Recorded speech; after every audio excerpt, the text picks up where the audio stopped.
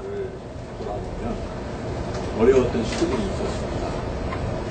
고려시대 때는 동고가 쳐들어와서 우리가 이것을 막아내고 그랬잖아요. 그러다가 너무 힘에 부딪히니까 강화도, 정비하는 강화도로 수도를 옮겨서 거기서 이제 항전을 했던 그런 때도 있었습니다. 백성들이 많이 피해를 입었지만 그래도 그런 가운데서 우리 선조들이 나라를 지켜냈습니다. 또 조선시대에 보면 여러분 잘 아시는 임진왜란 때문에 우리 백성들이 피해를 입고 도탄에 빠졌죠. 그러나 또 성웅 이순신 장군을 비롯해서 또 국민들, 의병들 등등 해서 그 일본을 물리치고 막아내서 우리가 주권을 빼앗기지는 않았습니다. 그런데 우리가 잘 아는 것처럼 1910년에 우리나라가 안타깝게도 일제 일본의 침략을 받아서 나라를 빼앗기고 말았습니다. 정확히 1910년 8월 29일이죠. 우리가 그것을 잘 기억을 못하는 수도 있는데 기억해야 될 것 같습니다. 경술국치일이라고 하죠. 경술년에 나라를 이제 이렇게 사인을 해가지고 그 이완용을 비롯한 내국노들이 사인을 해서 우리나라가 이제 완전히 모든 주권을 상실하게 되었습니다. 주권이라 하면 정치, 외교, 경제, 군사, 문화, 스포츠 모든 분야에서 더 이상 우리가 말할 수가 없는 것입니다.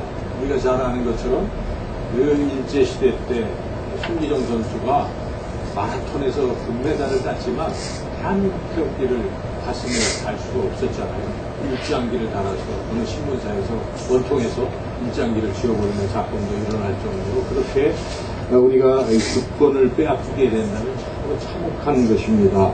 더욱이 일본은 또 악했기 때문에 우리나라를 너무나 수탈을 했습니다.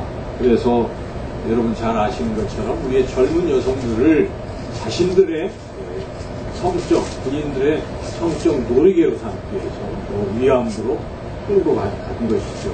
그리고 젊은 남성들은 데려다가 전쟁터에 총알 가지고 썼던 것입니다.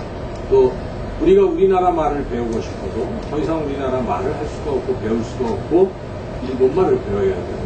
우리 역사를 배우고 싶어도 더 이상 우리의 역사를 배울 수 없고 일본 역사를 배워야 했습니다. 종교적인 데서도 자유를 빼앗겼습니다. 그래서 우리 기독교인들이 하나님을 섬겨야 될 텐데 저들이 그 귀신들 신사를 참배하고 강요해서 안타깝게도 많은 그리스도인들이 그 신사에 절을 하는 그러한 죄를 범하게 되었죠. 그래서 이런 것을 저항하고 거절하고 하는 사람들은 다 심한 고문을 가해서 결국 죽음에 이르게 했던 것입니다. 많은 사람들이 그것으로 순교도 하고 죽게 되었죠. 한마디로 우리가 그때를 생각해 본다면 그때는 우리는 일본의 노예라는 것입니다. 노예가 얼마나 비참합니까? 우리는 그냥 뭐 열심히 농사져도 빼앗아가면 다 빼앗기는 것이죠. 그렇게 그 36년 동안 우리 선조들은 정말 심한 고통 속에서 모든 자유를 빼앗긴 상태에서 그렇게 살아갔던 것입니다. 우리는 그 시대를 살지 않아서 잘 모르지만은 참으로 참혹했던 것입니다. 그런데 그런 고통을 가한 일본이 여러분들이 잘 아는 것처럼 아직도 과거의 잘못에 대해서 우리나라에게 사과를 하지 않습니다. 어제 일본 수상 담화 내용을 여러분들이 살펴보았겠지만은 그 위안부에 대한 그 일조차 꺼내지도 않고 사과도 하지 않고 있어요. 침략이라는 말도 사용하지 않습니다. 식민지 지배했다는 이야기도 포함시키지 않습니다. 오히려 그 일이 마치 우리에게 큰 유익을 준 것이냐 그렇게 미화하고 포장하고 있습니다. 어느 정치인은 그 일에 대해서 일본이 아직도 우리를 식민지로 생각하고 있는 것 아니냐 그렇게 고압적인 태도를 보이고 우리를 무시하고 있다고 그렇게 분노도 하였습니다. 아마 국민의 대다수는 이러한 일본의 태도에 대해서 매우 분노하고 있을 것이고 말씀을 듣는 여러분들 마음속에도 그 분노가 있을 것입니다. 그런데 우리가 이러한 분노보다 더 중요한 일이 있습니다. 그래서 다시는 우리가 주권을 빼앗겨서는 안 된다는 것입니다. 주권을 빼앗기고 자유를 빼앗기게 된다, 누군가의 종이 된다는 것은 그렇게 참혹하고 괴로운 일이기 때문입니다. 국가적으로도 주권을 빼앗기고 자유를 억압받는 일은 참 큰 억압입니다. 그런데 또 생각해보면 우리 각자의 개인적인 삶에서도 여러 가지 그런 억압, 자유를 누리지 못하고 억압을 받을 수도 있다 하는 것이죠. 여러분들 직장 생활하시는 분들은 직장 생활을 할 때에 나쁜 상관을 만나면 어떻게 됩니까? 심한 억압을 받는 거예요. 스트레스를 받고 이런저런 부당하지만 어떻게 할 수가 없는 거예요. 지위 때문에. 그런 억압 속에 살아갈 수도 있습니다. 우리 군대 간 젊은이들이 좋은 선임 만나면, 오늘 우리 현준이 왔지만 좋은 선임 만나면 그래도 괜찮지만 좀 악질적 선임을 만나면 어떻습니까? 좀 어떻게 할 수도 없고 키웠던 애들은 그것 때문에 너무 괴로워하기도 하지 않습니까? 그래서 우리 기도 제목이 젊은이들을 자녀들을 군대 보낼 때는 가장 큰 기도 제목 아마 그것일 것입니다. 좋은 선임 만나게 해주세요. 제가 그 인터넷 그 사이트에 들어가 보니까요, 거기 운부모라는 게 있어요. 운전사들 부모들의 모임, 부인 보내는 아들들. 그 쭉 읽어보니까 대체적인 소망이 좋은 선임 만나게 해주세요. 대부분 그 얘기입니다. 그래서 좋은 선임 만나는 게 참 소원이긴 하지만 간혹 나쁜 선임을 만날 수도 있습니다. 그런 나쁜 선임을 만나면 이런저런 부당한 대우, 억압을 받게 될 수도 있지요. 또 우리 학생들이 어떻습니까? 학교에서 학생들이 폭력 학생들에 의해서 억압받기도 하고 피해를 당하는 것이죠. 그들이 힘으로 계속 누르고 있기 때문에 그 어린 학생들이 거기에 눌려가지고 마치 노예처럼 그렇게 종처럼 그런 관계를 유지하고 살아가는 수도 있어요. 우리는 모르고 그냥 지나칠 수도 있지만 그런 심한 억압 속에서 살아가는 우리 안타까운 학생들도 있을 수 있다 하는 것입니다. 최근에 여러분 한 달 전쯤에 참 상상할 수 없는 일이 일어났지 않습니까? 어느 교수라는 사람이 이 제자를 억압을 하는데 뭐 몽둥이로 야구방망이로 2년간 때리고 그리고 차마 입에 담을 수도 없는데 1분까지 먹여가면서 그러한 억압과 폭행을 일삼았다는 그런 보도를 우리가 보면서 참 보안이 공공해지고 어떻게 이런 일이 있을 수 있을까 하는 생각을 하게 됩니다. 상상하지 못할 일들이 참 많이 일어나죠. 특히 사회복지시설이나 정신병원 같은 데에서 있는 분들은 어떻게 항변할 수가 없잖아요. 그들은 힘도 없고 가난하고 나약한 분들이에요. 그런데 그것을 악용해서 그들을 짓누르고 억압하는 세력이 사회 도처에 있다는 것입니다. 심지어 종교 계통에 있는 곳에서도 그런 일, 뭐 성노래계로 삼고 성폭력과 억압을 한다는 것을 우리가 신문지상을 통해서 간간히 듣게 됩니다. 우리가 볼 수 없는 사각지대도 있을 것입니다. 신문에서 드러나지 않는 상상조차 할 수 없는 그런 억압이 이 사회에 있을 수도 있다 하는 것입니다. 이런 억압을 잘 생각해 보면 결국 그 억압이라는 것은 다른 사람이 어떤 사람을 억압하는 것이죠. 사람이 사람을 억압하고 있는 것이죠. 그러니까 사람들이 전부 같이 더불어 살아가는 좋은 분들임에도 불구하고 때로는 나쁜 사람들은 다른 사람들을 누르고 돈으로, 힘으로, 권력으로 그 어떤 것으로 누르고 억압한다 하는 것입니다. 그래서 우리가 이런 억압을 받는 것처럼 참 괴로운 일이 없는데 사람으로부터 받는 억압, 이런 억압보다 더 큰 억압, 더 나쁜 억압이 있을 수 있다 하는 사실이죠. 오늘 우리 예수님께서 우리에게 주시는 말씀에는 그러한 우리가 참 사람으로부터 받는 억압도 힘든데 그것보다 더 크고 더 나쁜 억압이 있다라고 그렇게 우리 예수님께서 말씀하고 계십니다. 그 억압이 무엇입니까? 오늘 본문에 8장 34절 말씀을 다시 한번 읽어보겠습니다. 예수께서 대답하시되 진실로 진실로 너희에게 이르노니 죄를 범하는 자마다 죄의 종이라 죄의 노예라 죄에게 억압을 받는다는 것입니다. 가장 큰 억압은 어찌 보면 이 죄에 눌려 지내는 것이 큰 거가. 근데 어떤 사람이 죄에 눌려지는가? 오늘 예수님 말씀하시기를 죄를 짓는 사람은 죄에게 눌린다는 것입니다. 죄가 나를 다스리기 시작한다 하는 것입니다. 여러분 그렇지 않습니까? 한번 죄를 지으면요, 그 죄에서 못 벗어납니다. 지은 죄가 또 나를 또 짓게 하고, 그 죄가 또 죄를 짓게 한다. 결국 죄의 종이 되고 죄에서 벗어나지 못한다는 것입니다. 예를 들어보죠. 여러분 도둑질을 어릴 때 했어요. 그런데 그냥 그걸로 끝내고 그냥 장난으로 넘어가는 것이 아니라 그게 도벽이 됩니다. 습관이 되기 때문에 결국 우리 그런 말도 있지 않습니까? 바늘 도둑이 무슨 도둑 된다고요? 표도둑 되는 것입니다. 나중에 더 큰 도둑이 되는데 결국 이 도둑질이라는 습관이 그를 지배하기 시작하면 결국 도둑이 된다는 것입니다. 그렇게 도둑질, 도벽이 그 사람을 지배해서 도둑질의 종이 될 수 있다 하는 것입니다. 여러분 술을 마시는 분들이 처음에는 한 잔, 두 잔 하지만 술을 부르는 것이고 결국 술에 중독이 되고 알코올 중독이 되면 그 다음부터는 그의 인생은 누구의 지배를 받습니까? 술의 지배를 받고 술이 주인이 되는 것입니다. 술의 종이 돼버리고 만다 하는 것입니다. 술만 그렇습니까?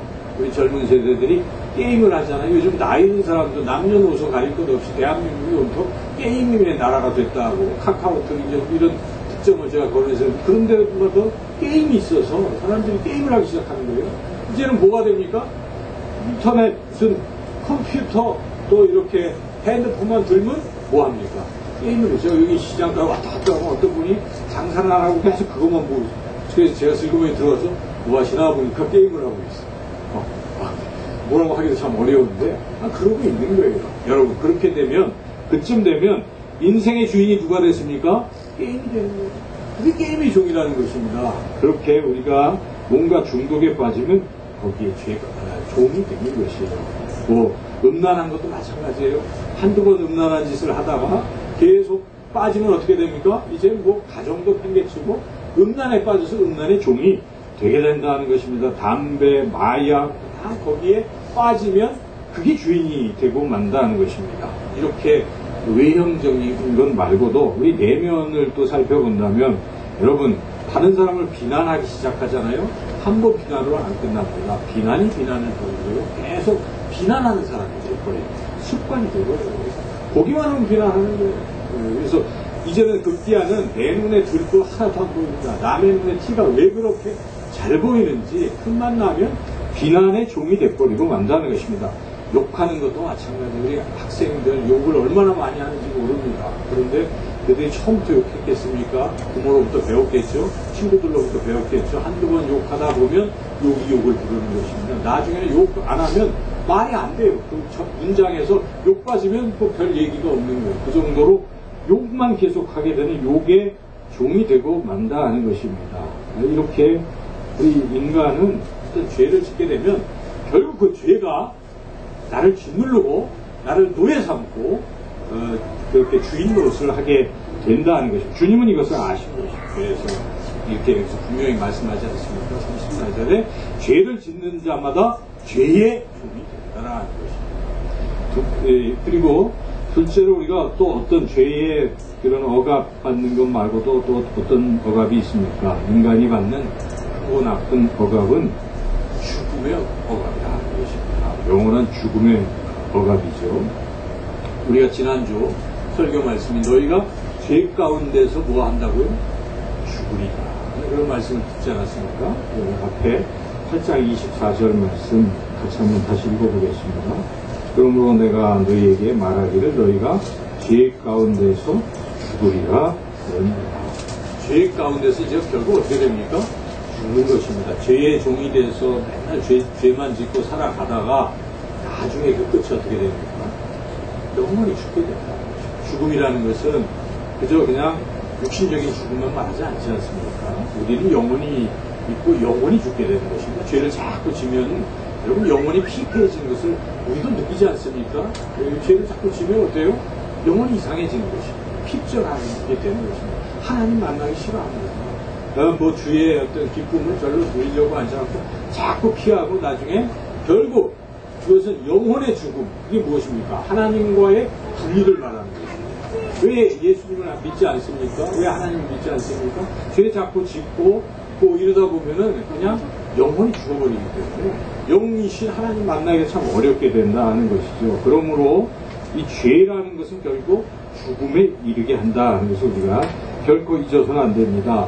로마서 6장 23절에 죄의 결과, 죄의 삭은 무엇이라고 말씀합니까? 죄의 삭은 사망이요라고 말씀합니다. 죽음이라는 것입니다.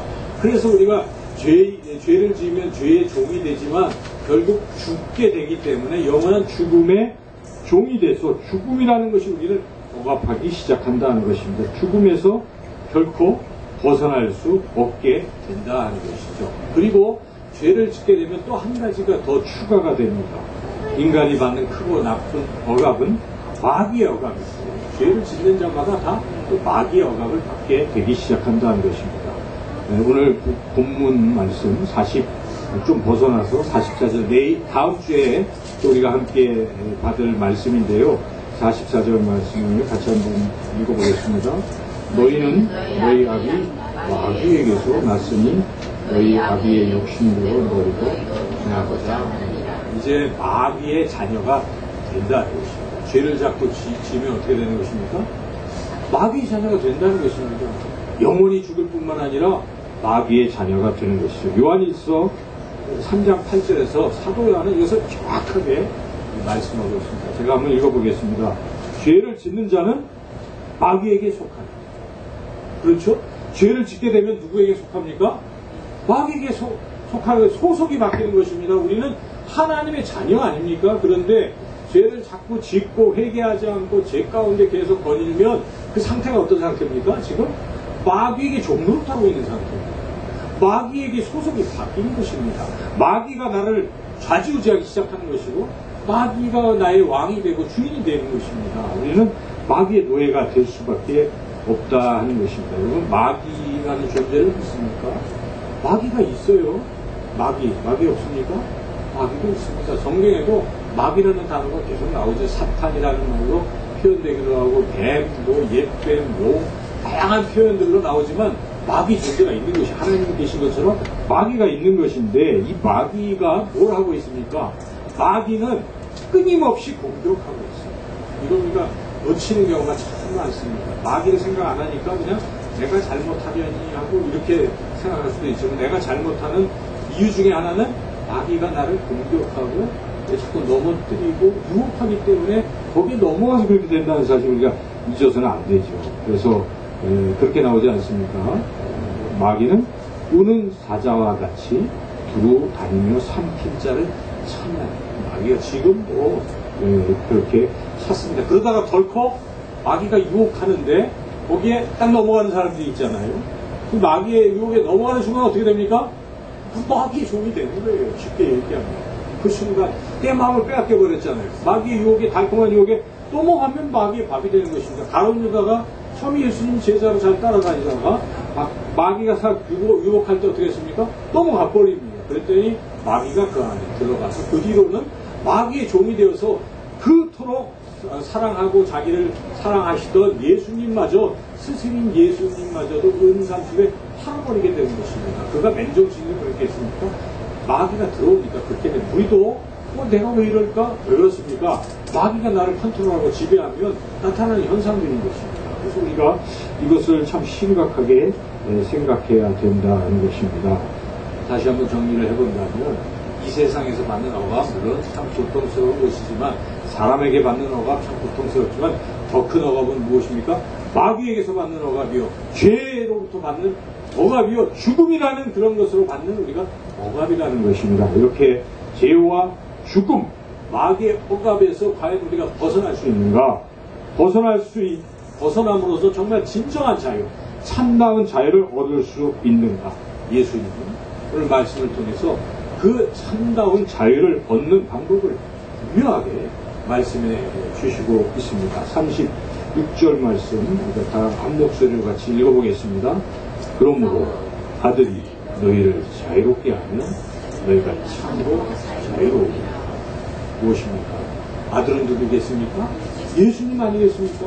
그래서 우리를 참으로 자유롭게 해주시는 분, 죄로부터, 죽음으로부터, 마귀로부터 우리를 자유롭게 하시는 분이 누구십니까?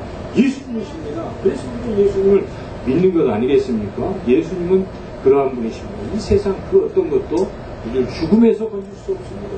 죄에서 건져낼 수가 없습니다. 사탄 마귀의 손에서 우리를 빼앗을 수가 없다는 것입니다. 오직 한 분 예수 그리스도만이 그렇게 할 수 있기 때문에 우리는 늘 예수님을 믿고 예수님을 섬기고 예수님을 닮아가고 예수님을 따라가고 이 우리가 크리스찬들이 아니겠습니까? 예수님이 그런 분이십니다. 그런데 우리가 한 가지 또 잊어서는 안 될 사실이 있어요. 예수님은 누구에게나 그렇게 해주시는가? 아니라는 것입니다. 예수님은 다 그렇게 하시기를 원하시지만 뭔가가 있다는 것입니다. 오늘 그것을 예수님께서 분명히 말씀하고 계신 것이죠. 그래서 우리 다시 한번 본문을 자세히 본다면 31절 상반절을 다시 한번 읽어보겠습니다.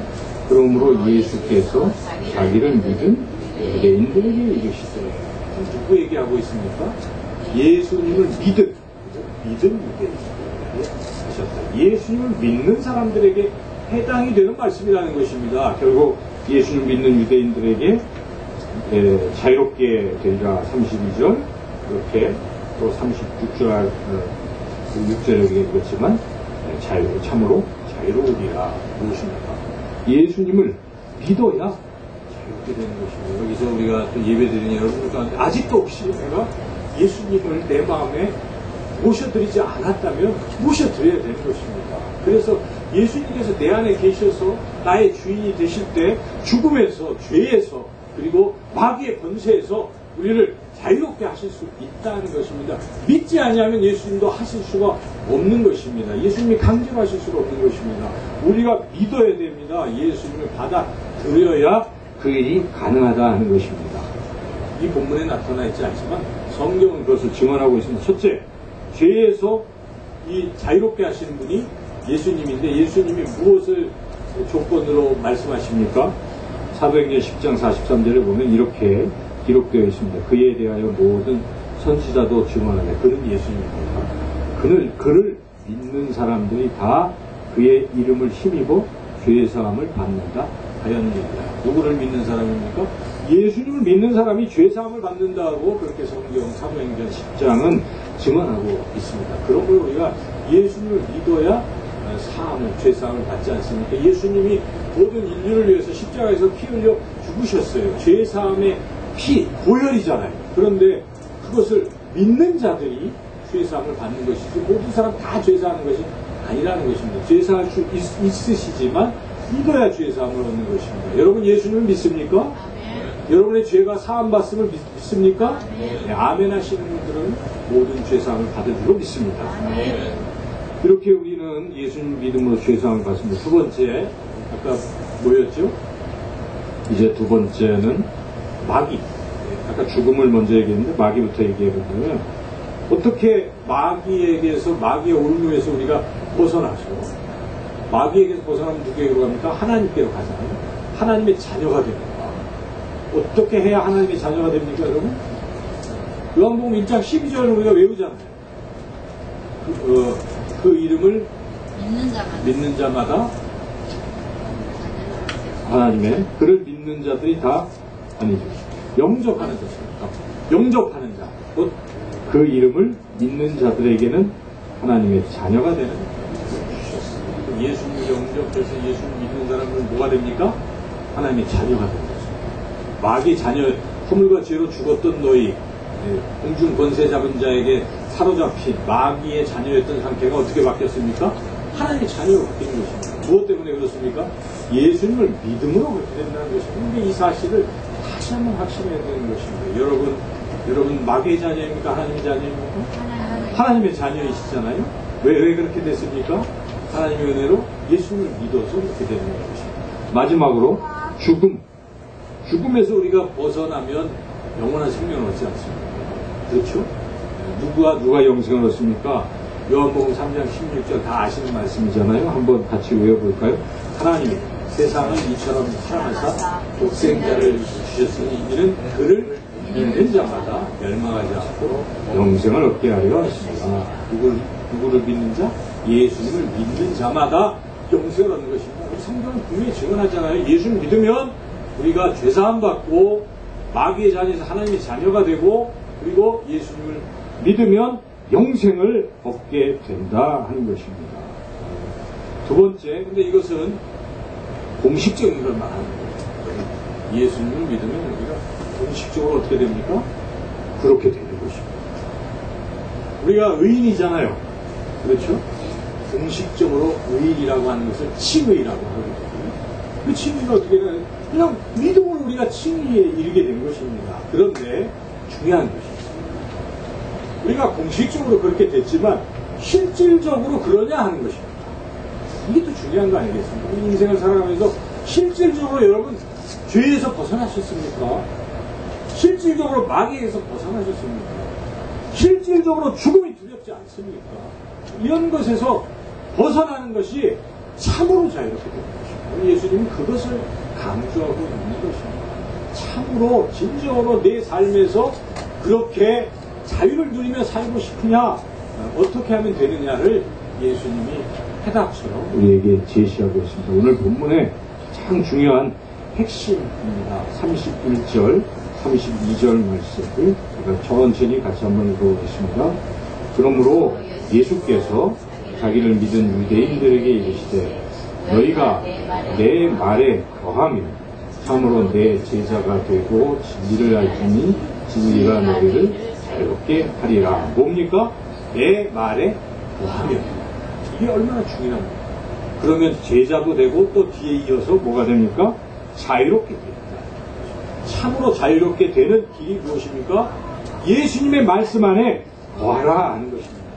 예수님 말씀 안에 거하는 자는 실질적으로 자유를 누리고 그렇게 살아갈 수 있다 하는 것입니다. 여기 예수님 말씀 안에 거한다는 것은 무슨 의미겠습니까? 여러분, 예수님 말씀 안에 거하는 게 무슨 뜻일까요? 말씀 속에 쑥 들어가나요?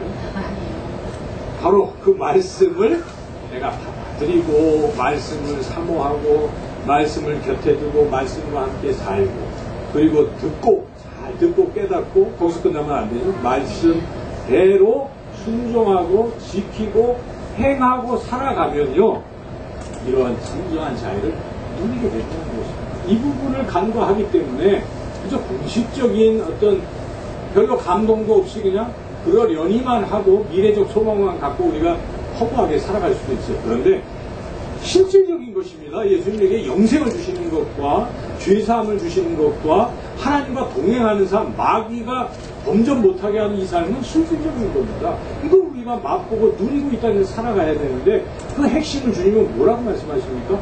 내 말 안에 거하면 주님의 말씀인 것입니다. 우리 올해의 주제가 무엇입니까?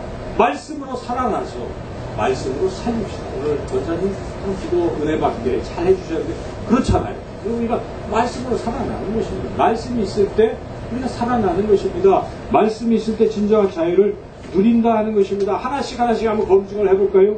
말씀대로 살면 어떻게 됩니까? 더 이상 죄 가운데에서 살지 않지 않습니까?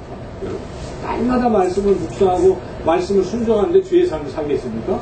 절대 그렇지 않습니다. 그래서 시편 119편 청년들이 즐겨 들어야 될 말씀 9절 말씀에 뭐라고 나옵니까? 청년이 무엇으로 그 행실을 깨끗하게 하리까? 주의 말씀만 지킬 나를 이니다. 성경 교체 하나님의 말씀에 순종하면 우리는 더 이상 죄 가운데 살지 않습니다. 거룩한 길 다니게 된다는 것입니다. 두 번째로 말씀대로 살면 과연 마귀의 억압에서 벗어납니까? 마귀가 우리를 어떻게 손 못 댑니까? 그렇습니다. 여러분 예수님도 마귀가 어떻게 했습니까? 시험했죠. 강해에서 시험했지 않습니까? 그때 예수님이 마귀의 손에서 어떻게 벗어나셨습니까? 말씀으로 벗어났잖아요. 말씀으로 다 하나씩 하나씩 신명기 말씀들이 되니까 마귀가 물러나더라.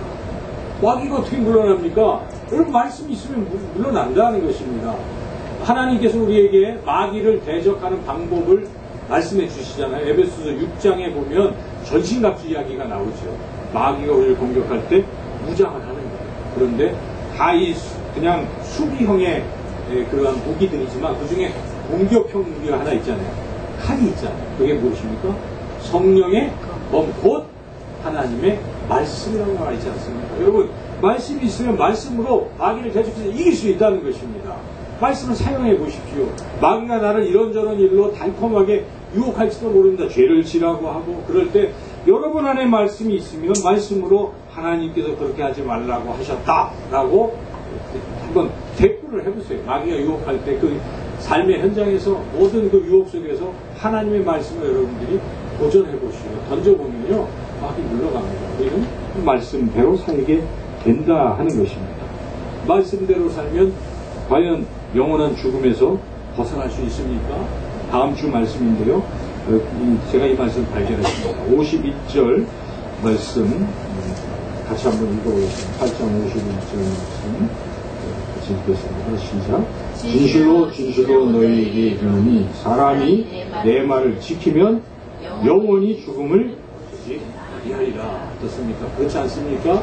여러분 말씀과 더불어 살고 말씀대로 순종하고 사는 사람은요 죽음이 거의 안 납니다. 그렇죠? 말씀을 읽다 보면 우리에게 영생이 있음이 느껴지고 하나님이 함께 하시고 우리를 그 하나님 나라 소망의 나라로 인도하시는 확신이 드는데 그 죽음이 들었습니까?